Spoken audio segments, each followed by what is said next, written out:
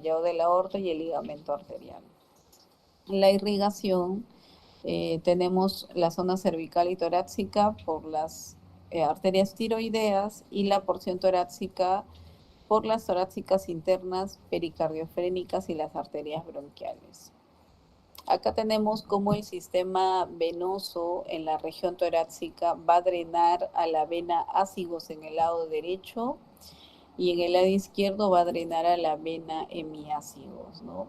Como vemos, cada arco costal tiene un drenaje venoso y en el caso del arterial también, ¿no? Cada costilla va a tener, ¿no? Es el van que tenemos en cada arco costal y esto lo vamos a ampliar en esta diapositiva que viene porque eh, la localización de la arteria, de la vena, arteria y nervio es importante para los procedimientos de colocación de drenaje o patologías relacionadas a hemotórax o sangrados intratorácicos. ¿Ya? Bueno, acá habría que adicionar pues el tema de los músculos, ¿no? En la parte de toracotomía vamos a mencionar los principales músculos de la región torácica. Dentro de lo que es lesiones traumáticas del tórax, tenemos que el mayor porcentaje las tenemos en la pared torácica, siendo las más frecuentes las fracturas costales, el tórax inestable y las fracturas esternales. En un 25% tenemos las lesiones pulmonares que vienen a ser contusión, hemotórax, neumotórax y rotura tranqueobronquial. 20% las lesiones cardiovasculares como son las de contusión cardíaca, rotura aórtica, rotura o taponamiento cardíaco. Y en un 5% las esofágicas y diafragmáticas. Dentro del trauma torácico tenemos que es la segunda causa de muerte después del TEC grave o el traumatismo encefalocraniano. El 25% de los fallecidos es por trauma grave, tiene una mortalidad de un 10% y si solo es aislado el trauma torácico sin ser de otra región, equivale al 5%. Si se asocia a traumatismo encefalocraniano o abdominal, equivale al 25% y si coexisten los tres a un 40%. Es superior en niños. Debemos tener en cuenta que, según las estadísticas, menos del 10% de los traumatismos torácicos cerrados y el 15 al 30% de los penetrantes o abiertos requieren una intervención quirúrgica. O sea, estamos hablando que de todos los traumatismos que nosotros recibimos en atención por emergencia, casi llegan a ser quirúrgicos solo de un 10 a un 15%. El resto se resuelve con tratamiento médico o drenajes torácicos, como es también parte de la presentación. Todos los traumatismos de la pared torácica o órganos intratorácicos van a comprender una sintomatología característica en la mayoría de casos, como son dolor, restricción respiratoria, retención de secreciones y atelectasias. Podemos tener dentro de esos traumatismos diferentes tipos como son los de obstrucción aérea, los de causas como de neumotórax, hemorragias o hemotórax, traumatismos cardíacos y disfunción miocárdica. Dentro de los que son los traumatismos de pared que vienen a ser de la parte ósea, tenemos los tórax inestables y dentro de lo que son de pérdida de sangrado, los hemotórax o trauma cardíaco, que vienen a causar, en el caso del traumatismo cardíaco, taponamiento y en el caso de la hemorragia, hemotórax o hipovolemia, que llegan a la triada de hipoventilación, hipoxemia y acidosis respiratoria.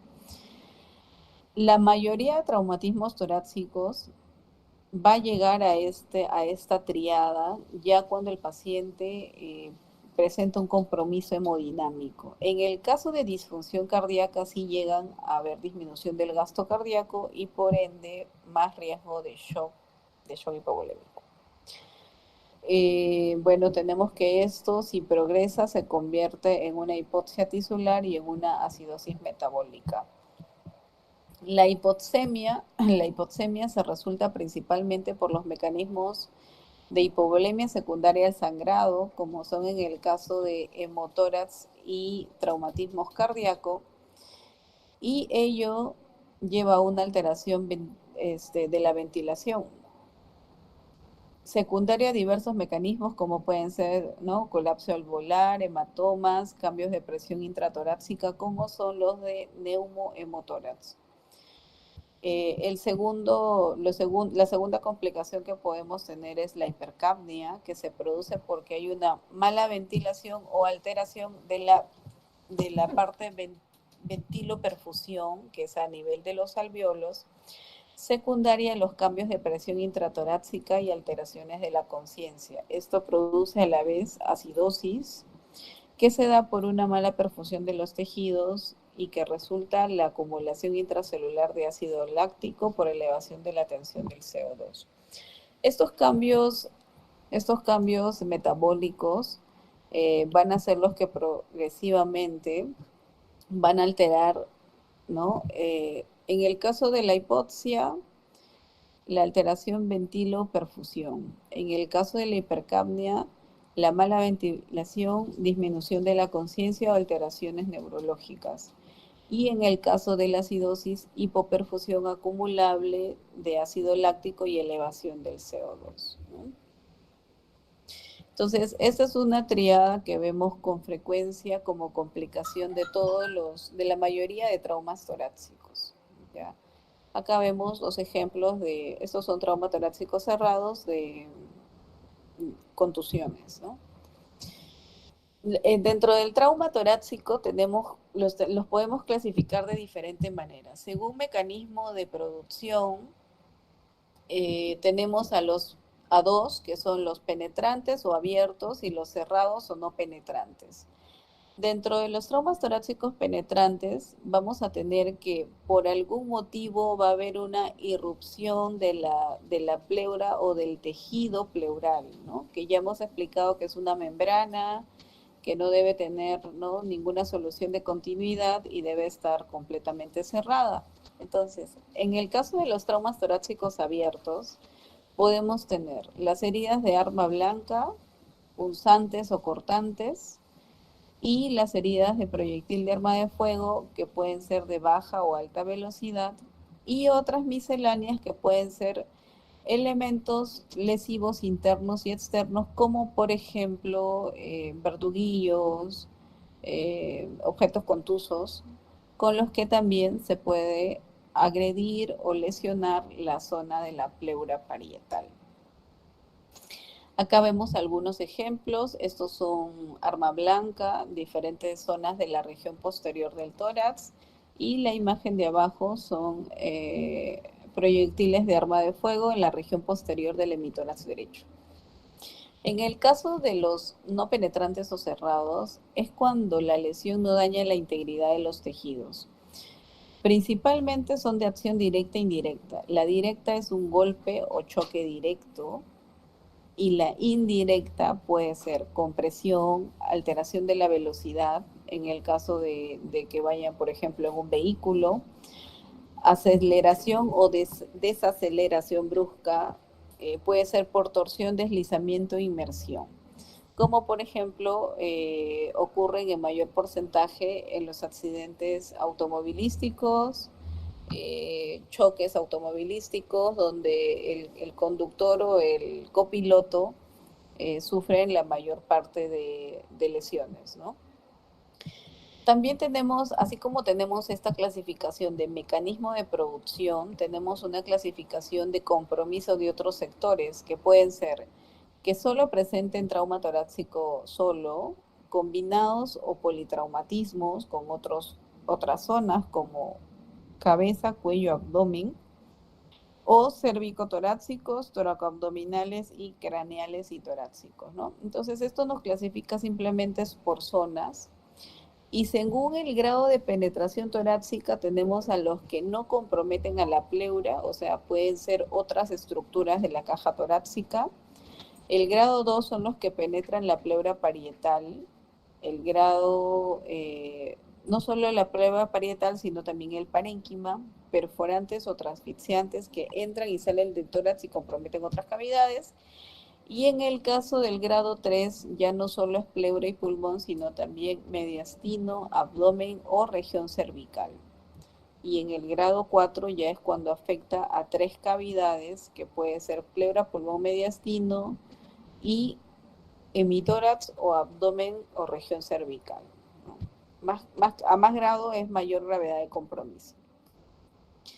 Dentro de las lesiones torácicas tenemos también una clasificación que nos determina entre lesiones torácicas graves, letales y no necesariamente letales. Dentro de las lesiones torácicas graves tenemos la de vía aérea, obstrucciones de vía aérea, neumotórax hipertensivo, neumotórax abierto, taponamiento cardíaco, hemotórax masivo y tórax inestable. Dentro de las letales, porque tenemos menos tiempo para la resolución de estas, porque tienen mayor porcentaje de mortalidad, son las lesiones traqueobronquiales, la ruptura diafragmática, la lesión esofágica, perforante más frecuente, contusiones pulmonares, ruptura aórtica y contusión miocárdica. Y las torácicas no necesariamente letales, tenemos el neumotórax simple, evidente o oculto, el hemotórax simple, enfisema subcutáneo, fracturas costales simples y fractura de esternón o escápula, que son patologías que puede tener un paciente, pero que no implican en ese momento que tengan una importancia en la gravedad o que en el transcurso de los días se pueda complicar a grave, sí, pero que en ese momento no está en riesgo la vida del paciente.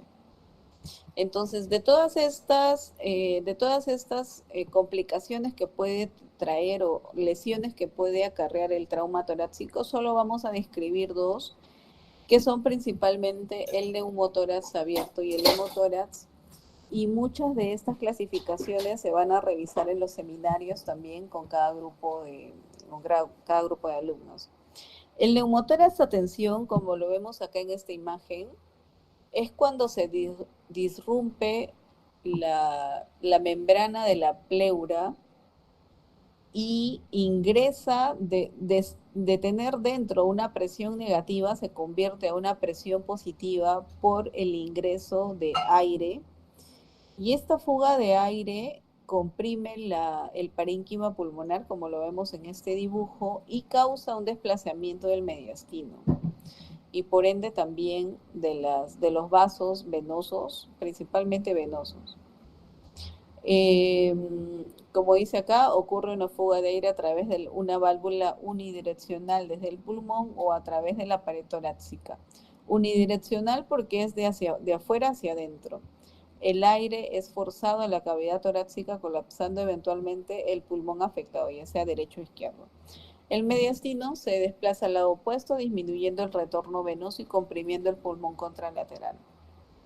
Usualmente las causas más frecuentes de neumotórax atención son pacientes que están en ventilación mecánica a presión positiva y pueden sufrir barotrauma, trauma penetrante o contuso, causas iatrogénicas, como por ejemplo, ¿no? El uso de diferentes tipos de catéteres que puedan ser fallidos y hayan tenido una perforación de la pleura, anomalías traumáticas de la pared torácica y fracturas vertebrales o torácicas desplazadas que puedan, los segmentos de la fractura puedan lesionar la pleura y causar un neumotórax atención. Tenemos un aumento de la presión intratorácica en el neumotórax y un colapso del parénquima pulmonar ipsilateral a la lesión, ¿no? Como vemos aquí, aumento de presión, y esto es lo que disminuye la zona de parénquima pulmonar y por ende la oxigenación. Los pacientes que ingresan principalmente con estas patologías son pacientes que ingresan a una unidad de trauma shock porque llegan descompensados, ¿no? Un neumotórax, atención, si no es que el paciente ya ha estado en una unidad crítica, llegan con una clínica muy aguda, como por ejemplo taquipnea extrema, disnea, dolor torácico, taquipnea, dificultad respiratoria, taquicardia, hipotensión, desviación de la tráquea hacia el lado opuesto de la lesión, ausencia de ruidos respiratorios y el hemotórax se eleva sin movimiento respiratorio a la frecuencia respiratoria, ¿no? Distensión de las venas del cuello porque el colapso del retorno venoso aumenta y por ende produce distensión de las venas del cuello. Y en algunos casos, cuando no se ha solucionado, diagnosticado, esto puede llegar hasta cianosis. Al examen clínico podemos tener una hiperresonancia a la percusión, desviación de tráquea y ausencia de murmullo vesicular o ruidos respiratorios. Bueno, hay colapso del pulmón, el mediastino desplazado y puede llegar hasta un shock obstructivo con disminución del gasto cardíaco. En el caso de neumotórax, atención, por tener síntomas ¿no? tan importantes como taquicardia, dolor, dificultad respiratoria marcada, hipotensión, el diagnóstico la mayor parte de veces es clínico porque ocultamos y no hay aire y hay un antecedente de importancia. Entonces, usualmente los tratamientos en el neumotórax, atención, es inmediato. Con el diagnóstico clínico puede ser suficiente para actuar, pero también tenemos ayuda diagnóstica como son radiografía. En las unidades de área crítica tenemos ECOFAS, que es parte del diagnóstico inmediato, y las tomografías.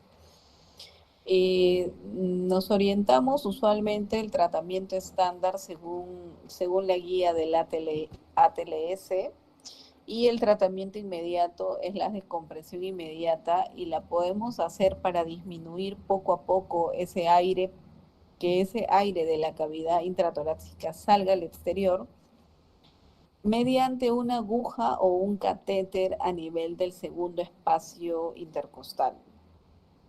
Este no es el tratamiento definitivo, pero es el tratamiento de emergencia hasta que en lapso de minutos se coloque los catéteres de drenaje torácico o la toracostomía, ¿no? Entonces, en primer paso, obviamente que aparte del ABCDE que tenemos que hacer de revisión primaria al paciente, que es oxigenación, la evaluación rápida, control de la vía aérea en el caso el paciente no esté intubado, eh, tratamiento oxigenatorio, ventilación, hidratación y tratamiento del shock, control de la hemorragia en el caso hay una pérdida evidente de sangre, valoración neurológica y la exposición total del paciente con control de la hipotermia para evitar complicaciones neurológicas.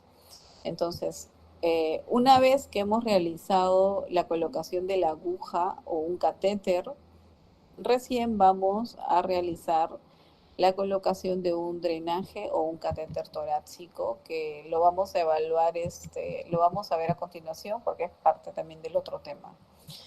Acá vemos lesiones, ¿no? Estas son lesiones de pacientes que hemos tenido, ¿no? Esta es una lesión, por ejemplo, de arma blanca. Hay muchas armas blancas que sufren una ruptura del mango en el caso de cuchillos, por ejemplo, y que se quedan ya a nivel intratorácico y que tienen que ser explorados por toracotomía bajo visión directa.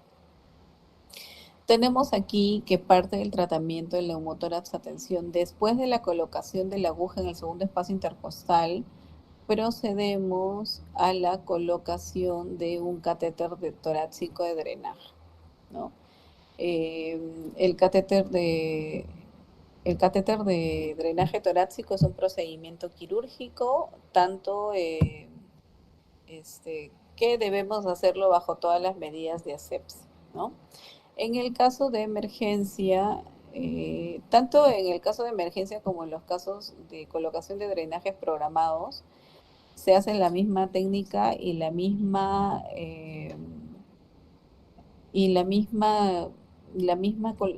mismos instrumentales para la colocación de él, ¿no?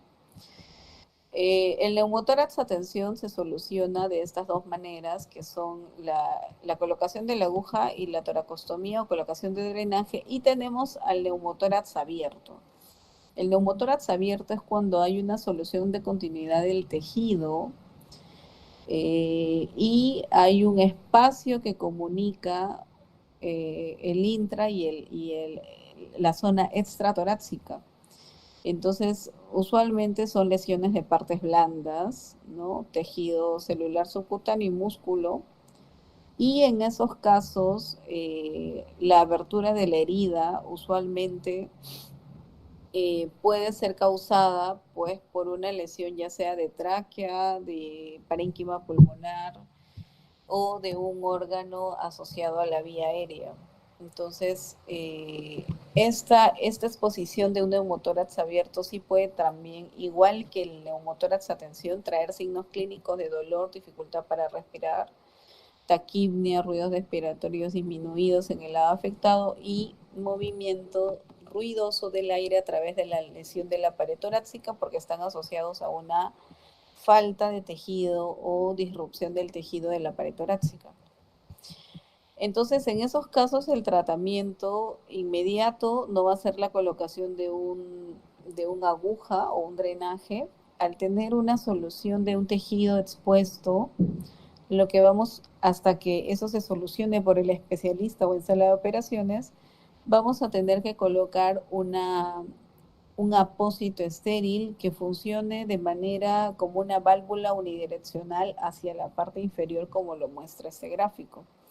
La parte sellada tiene que ir en la parte superior y en la parte baja tiene que ir libre para que el aire que salga funcione como una especie de una válvula, ¿no? Es un tratamiento transitorio hasta que se define el definitivo, ¿no? Acá tenemos algunos ejemplos de algunos pacientes que hemos tenido. Algunos son enfermedades crónicas que vienen por emergencia reagudizados con neumotórax a tensión, como lo vemos aquí. Pacientes con lesiones bronquiectásicas bilaterales o secuelares de enfermedades pulmonares y que vienen por la ruptura de tejido o parénquima pulmonar y que ese parénquima pulmonar ocasiona un neumotórax a tensión. Acá también tenemos otro video. Este es en el lado derecho. Está asociado también a fracturas costales y un neumotórax con una pequeña lesión de un segmento del parénquima pulmonar. Muchos de ellos también se asocian a hemoneumotórax o solamente neumotórax dependiendo de la causa. La segunda complicación del trauma torácico que vamos a tocar es el hemotórax masivo. El hemotórax masivo es, por definición, la sangre en cavidad torácica de más de 1.500 mililitros o mayor o igual a un tercio del volumen del paciente en la cavidad torácica. Es más frecuente por traumas penetrantes y lesiones vasculares sistémicas o ileares. Igual, en el caso del aire, del neumotórax a tensión, ocupa y desplaza el parénquima pulmonar y en este caso la sangre, dependiendo del origen, va a causar una compresión de las venas yugulares colapsadas por hipovolemia, murmullo vesicular abolido porque no va a haber, ampliación, hipoxia, matideza en la percusión que llega al shock y al murmullo vesicular abolido y matideza en la percusión. Usualmente en estos hemotórax masivos hemos tenido un antecedente de algo, ¿no? Un trauma, que es lo más frecuente, y debemos diagnosticar en primer momento que es un hemotórax masivo y eso lo vamos a hacer mediante la colocación de un catéter de drenaje torácico y este catéter este catéter colocado a la cavidad pleural nos va a dar una cantidad de sangrado, como lo vamos a ver aquí en unos dibujitos ahorita. Y esta cantidad de sangrado nos va a dar una indicación de una toracotomía de emergencia en el caso sea más de 1500 cc o una pérdida continua de 200 mililitros por 2 a 4 horas. Esta es la definición que manejamos en la mayoría de guías y de información respecto a literatura de trauma torácico. Entre estas dos patologías más frecuentes, que son el neumotórax hipertensivo y el neumotórax masivo, vamos a tener algunas diferencias clínicas respecto a la ocultación. En los dos va a estar disminuido. A diferencia de la percusión, en el neumotórax hay hiperresonancia y en el hemotórax, por ser sangre y matidez, la posición de la tráquea está desviada en el caso del neumotórax contralateral y el hemotórax línea media. Las venas del cuello en el neumotórax están distendidas por presión y en el hemotórax colapsada por pérdida de volumen. Y el movimiento torácico puede estar en el neumotórax expandido inmóvil y en el hemotórax todavía móvil, ¿no? Tenemos que el manejo en este caso es infusión de cristaloides, transfusión de componentes según la necesidad, ya pueden ser plaquetas, paquetes globulares, plasma, según la necesidad del caso, compresión de la cavidad torácica, un acceso central y la colocación del tubo de drenaje torácico, que lo vamos a ver a continuación. Y si todo esto tiene una falla y no hay una mejoría, vamos a tener que valorar la cantidad que sale por el drenaje torácico, si es más de 1500 o de 200 mililitros entre las 2 a 4 primeras horas. Necesidad de transfusión sanguínea si es que lo hay y la verificación con la toracotomía de emergencia de lesiones intermamarias o interescapulares. Entonces acá tenemos la imagen de una fusión que es moderada. Esto es una fusión pleural que con el antecedente de trauma, pues vamos a sospechar que es un hemotórax. Dentro de las indicaciones de drenaje para el tema de colocación de drenaje torácico, vamos a tener en cuenta la anatomía de superficie, que es donde nosotros nos vamos a orientar, por ejemplo, espacios intercostales de referencia. A la altura del pezón tenemos que nos orienta al cuarto espacio intercostal.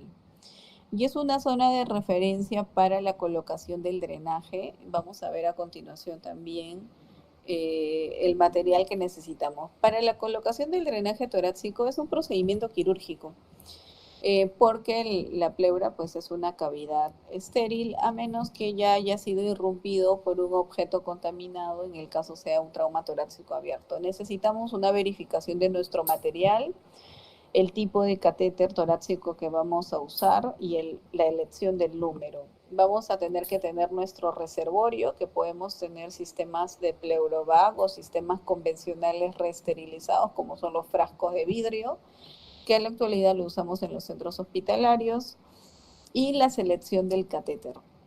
La selección del catéter lo vamos a ver que viene por French, 16, 20, 24, 28, 32, 36. Usualmente colocamos los más de mayor frenchaje cuando son sangre o pus por la densidad, ¿no? En el caso de niños y adultos tenemos diferentes tamaños. En promedio colocamos para sangre y pus 32, ¿ya? Acá vemos la distribución de los espacios intercostales y que el pezón, como vemos aquí, está entre el cuarto y quinto espacio intercostal y es algo que tomamos de referencia para la colocación del drenaje.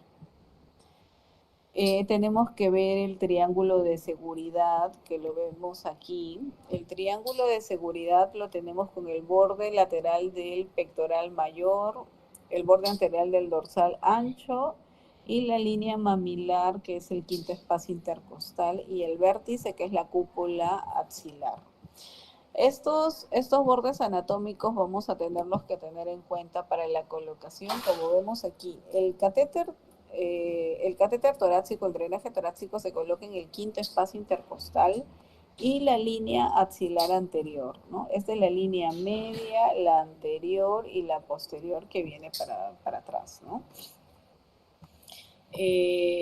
Vamos a tener aquí identificar la zona debajo del pezón. Debemos tener en cuenta que las costillas no son rectas, sino que tienen una curvatura y que la incisión lo vamos a hacer de manera oblicua.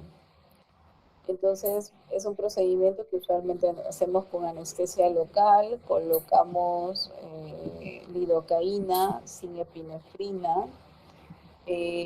Dependiendo del equipo que vayamos a usar, hacemos una disección de los planos y una perforación del espacio pleural para la colocación del drenaje, ¿no? Ese drenaje luego se coloca a un conector y luego al reservorio y lo fijamos con una seda negra. Como vemos aquí tenemos la línea axilar anterior, media y posterior. Nosotros lo vamos a colocar en la línea axilar anterior y quinto espacio intercostal. Cuantificamos la sangre en dos sistemas que son los reservorios, que pueden ser estos que son son los Pleurovac, que pueden albergar hasta 2,5 litros, y estos que son de vidrio resterilizable que pueden llegar hasta 1 litro, pero con 300 centímetros de agua, y esa es la resta que hacemos para cuantificar el hemotórax masivo, por ejemplo, ¿no? Son sistemas resterilizables. Y aquí vemos una imagen radiográfica de la colocación del drenaje. Esta línea radiopaca es la que cuenta los drenajes para tener una visualización de ello. Los procedimientos de colocación de drenaje también pueden tener complicaciones como hemorragia, neuritis, neuralgia, edema pulmonar, infecciones del sitio operatorio, enfisema subcutáneo, neumotórax contralateral, laceración del pulmón en el momento de hacer el procedimiento, colocación errónea también del catéter, empiema y mal funcionamiento del tubo o disfuncionalidad.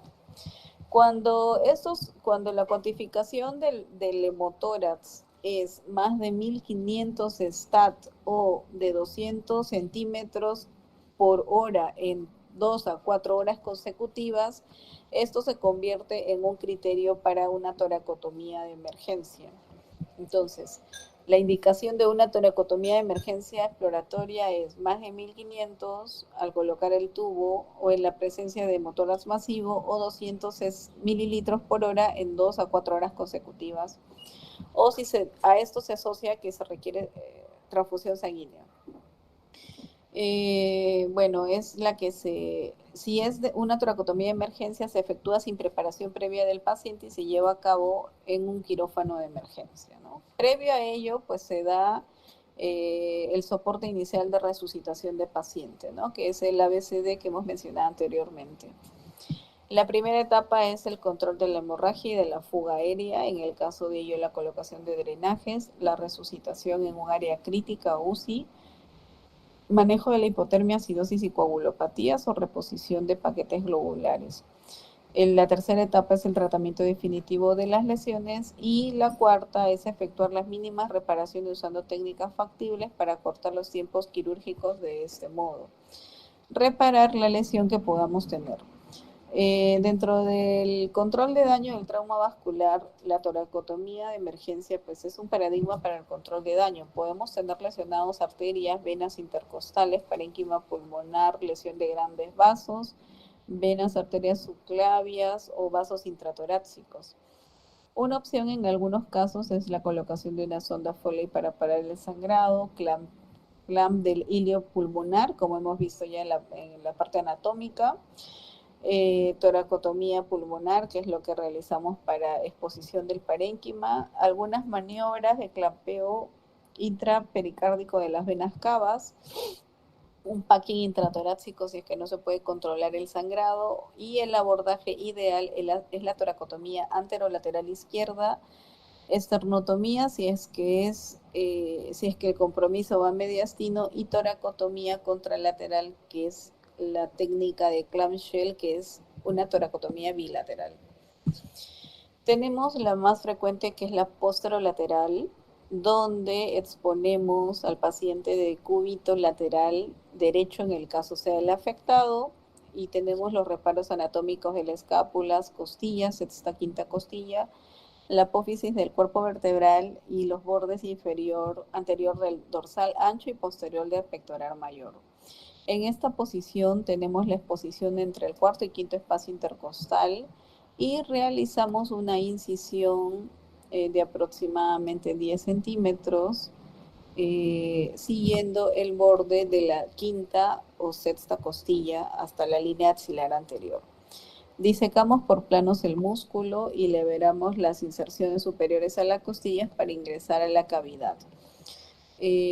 Acá tenemos la exposición del cuerpo de las costillas. Bueno, la ventaja de la toracotomía es que nos da una visión de todo el hemitórax.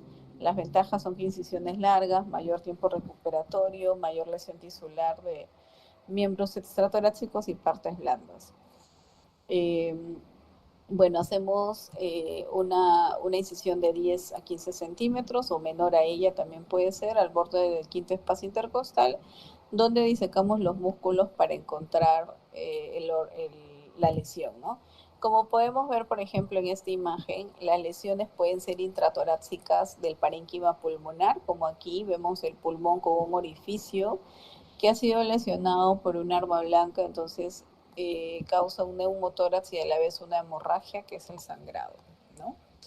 Entonces, más que todo, esos son los dos temas principales de trauma torácico, y también tenemos el de contusión cardíaca, fracturas costales, fracturas de esternón, neumotórax y hemotórax simple, que también vamos a hacer a la par en las clases prácticas. Y lo que sí vamos a hacer también alguna parte de un recordar es en las clases prácticas casos como por ejemplo este de aquí, ¿no? Un paciente varón de 25 años con una agresión por un proyectil de arma de fuego en el hemitórax derecho, que presenta disnea, dolor, saturación de 85, frecuencia cardíaca 110, respiratoria 28 y presión 70-40. ¿Cuál sería la actitud primaria a seguir en este caso?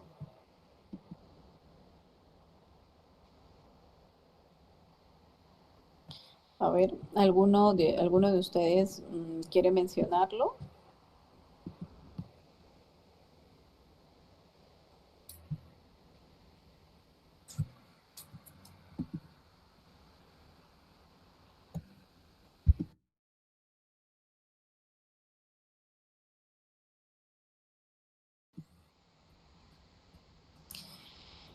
Principalmente algunos para el tema de examen, preguntas, nos vamos a basar en algunos resúmenes de casos clínicos, como por ejemplo preguntas parecidas a estas, ¿no?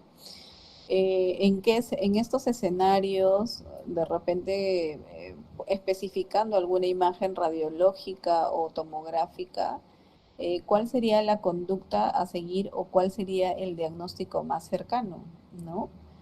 En este caso, si es un trauma torácico abierto, en un paciente con hipotensión y shock hipovolémico, insuficiencia respiratoria, pues sospecharíamos de una lesión como por ejemplo un hemo o un hemotórax masivo o un neumotórax a tensión.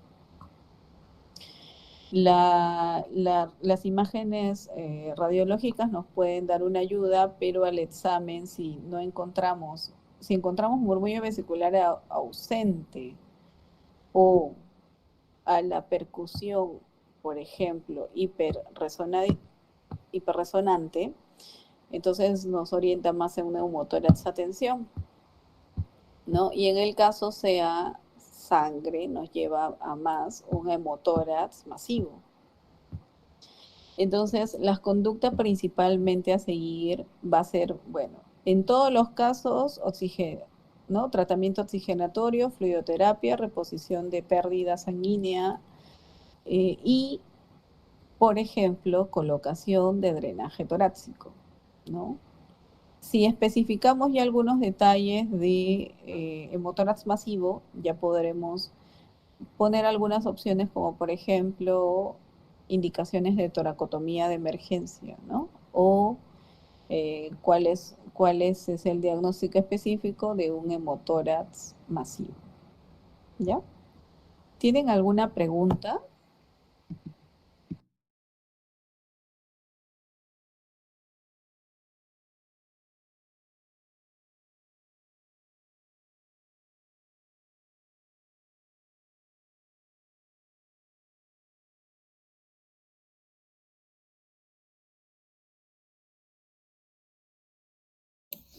Todo claro, doctora.